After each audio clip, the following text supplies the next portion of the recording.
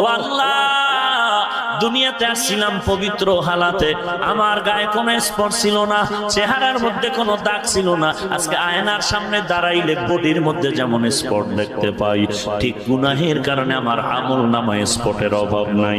আমার 5টা আঙ্গুল, 2 হাতে 10 আঙ্গুল, 2 পায়ে 10টা আঙ্গুল আছে, মাথার ভেতর অগণিত চুল আছে। এগুলো মিলাইয়া যদি একটা একটা করে গণনা করি, এই সংখ্যার থেকে আমার আমল নামায় গুনার স্পট বেশি হয়ে গেল।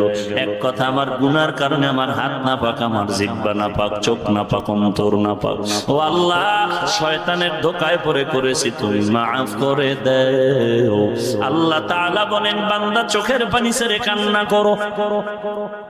নবী বলেন, 1 ফোঁটা চোখের পানি যদি কেউ কান্না করে ফেলে দাও, গাভীর ওলান থেকে দুধ বের করে গাভীর ওলানে উল্টাভাবে ঢুকানো যেমন সম্ভব নয়, কান্নাওয়ালা বান্দাকে জাহান্নামের খাতা থেকে নামটা কেটে দিয়া আরো জাহান্নামে ঢুকানো সম্ভব নয়।